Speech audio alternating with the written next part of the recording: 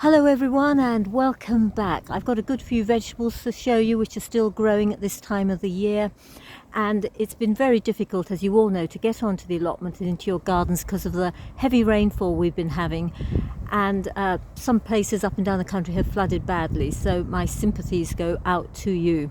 The good news is that Thames Water has finally taken off the hosepipe ban yesterday or the day before, which means that the water levels are getting a lot better, so that's good news hopefully for the spring and for the summer. That's not the only thing that's stopping me from gardening. This is, and that's my stress fracture, my overuse fracture that I've got on my left wrist, because I've been favouring it because I have hurt my right arm humping bags of manure around. Now the right arm is healing, so I'll now be using my right arm a lot more. But look at this sun, bright acute sun and strong winds, and I'll be starting off with showing you the radicchio or chicory there, and just look over there, a lovely little red rose at this time of the year at Tess of the D'Urbervilles. And there is the chicory, and there are the weeds as well. The chicory is looking absolutely lovely. I'm trying not to get my body between me and the sun and putting a lot of shade on it, but it's so crispy, and that's going to be ready in a few weeks time. There's also lots of weeds around and even some nice borage over there, but because I put down garden compost, it's never hot enough to kill off the weeds, so I did put a lot of grass clippings down here, but the weeds have come through anyway.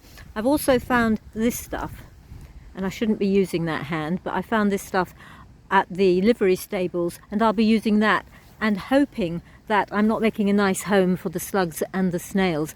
And if I move over here, this is the stuff in all its glory, and I'm going to have to use this hand again.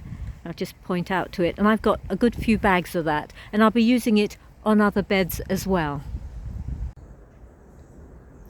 And moving to the side is the Lidl garlic, which is the first of 3 small beds, and that seems to be doing quite well. And here is the celeriac, which is not going to have good roots because I stuck them in pots for about 2 months before putting them out, and they should have gone out, and I knew that they wouldn't develop in any way, but I'm hoping to get some flowers. These are no longer the family umbelliferae. That was really confusing. They're now Apiaceae, but we still call them umbellifers, and I'm hoping that I'll get some interesting flowers as I did with the carrots, and I think I can spare a little spot on the allotment to get some pretty flowers. I'll see how they do. Over here are the leeks that someone gave me, and the leeks at home aren't doing too well, but I've already taken the 3 pots that I have. I've already taken some leeks and made some nice leek risotto, and there's the second lot of garlic, again doing quite well. And I'll just go over to the other side. This shade is really quite heavy with the acute sun, and here you have the overwintering radar onions, and why they're flopping I don't know, but I think they are okay. They are growing quite well.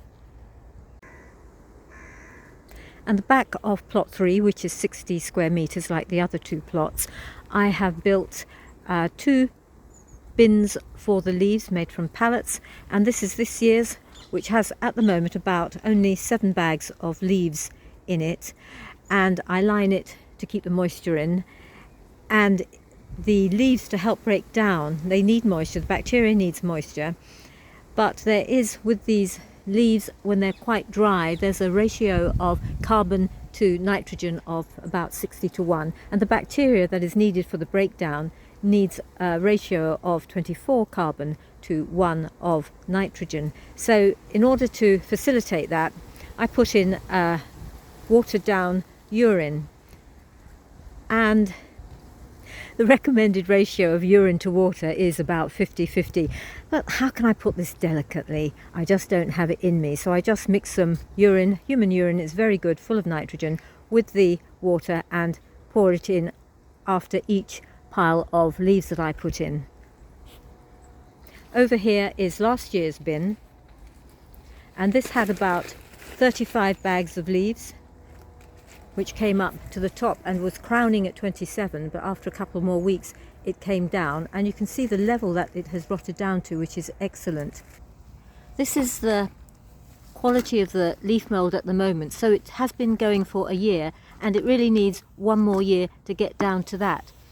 And I will be adding a few scatterings, not thick layers, but scatterings of grass clippings, and some of those soft weeds that I took off the chicory bed.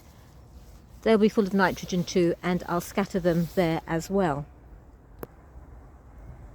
Over at the side of the last year's bin, Ratty has been at it, and the quality here is what it will be next year. He's done me a great favour, and Ratty is very welcome to live here. But I do think that rat is the same rat that ate some of my sweet corn, but I have measures to take next year that won't hurt the rat.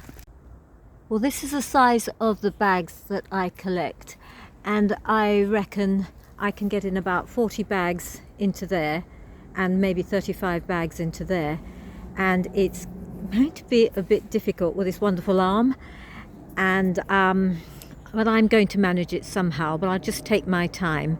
And now back to the vegetables. And this is plot 3 with the annual lavatera still surviving and the nasturtiums. And over here is the Ford Hook Giant, which is a lovely Swiss chard, and I'm still harvesting from that. And a little Swiss chard that someone threw out and I popped in the ground.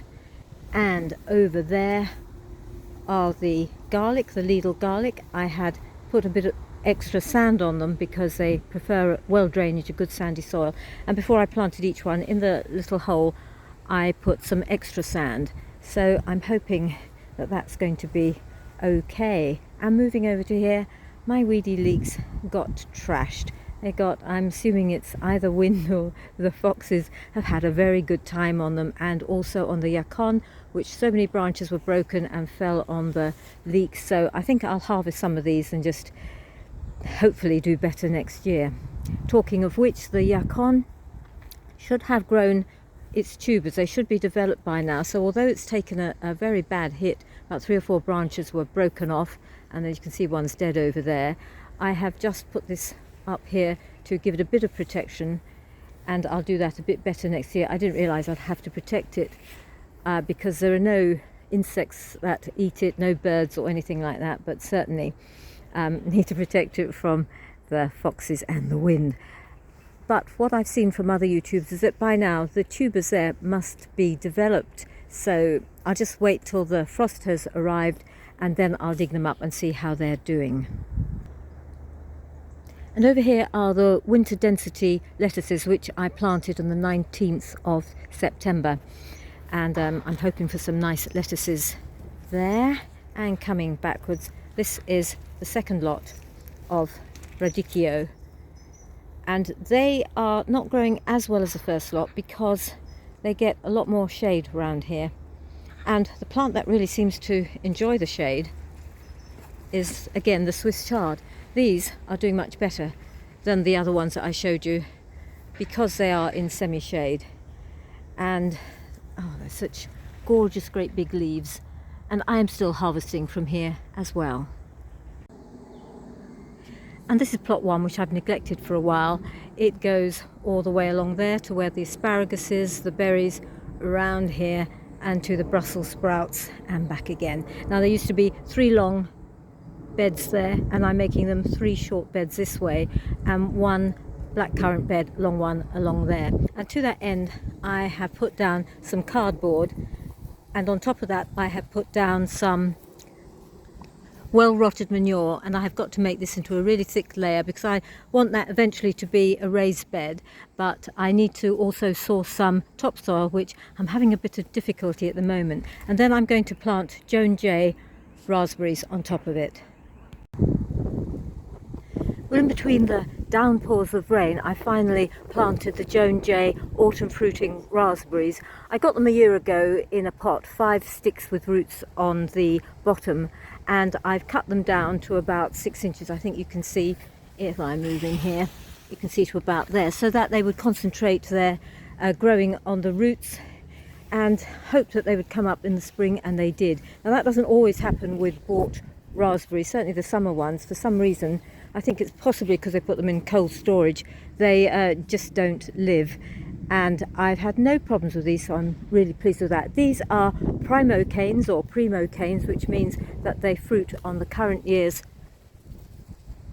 branches here, and these will be cut down in February and they will hopefully grow next year. I'm not sure what height they grow to, but they're meant to be less vigorous than the summer fruiting, so I've just put some sticks in and I'm hoping for the best.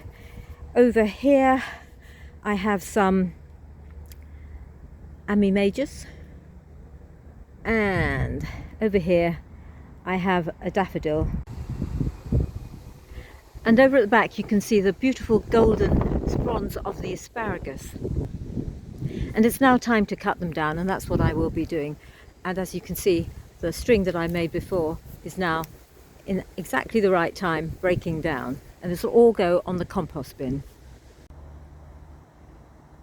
Well, these are the Brussels sprouts, the Brody F1 hybrids, and they're looking quite good, but to me, maybe just a little too small. They're better than they were last time I showed you. They're a very mild flavoured Brussels sprout, and I think I will start harvesting them now. That one over there is a bit better, but I was hoping for some frost that I think actually improves the flavour, but we haven't yet. This is mid-November, we still haven't had any frost, though we've had plenty of rain. If I move over here, there is what you shouldn't do, is to not put a high enough netting over these. These are the claret purple sprouting broccoli, and as you can see, they have fallen down. I didn't tie them up in time. It's pointless tying them up now, maybe one or two to support them, but I think I'm going to have a good harvest from them. But these in the past, I've noticed they only are ready at the end of March or even the beginning of April. And this long bed here on plot 1 next to the raspberries is where I had 4 blackcurrant bushes. I potted them up, took them home. They've just about survived, and they'll be coming back when I've got raised beds for them. This nasturtium is self-sown, absolutely beautiful, and look at that, a lovely salmon colour. Well, I hope you've enjoyed this video. Please subscribe, and I'll talk to you again soon.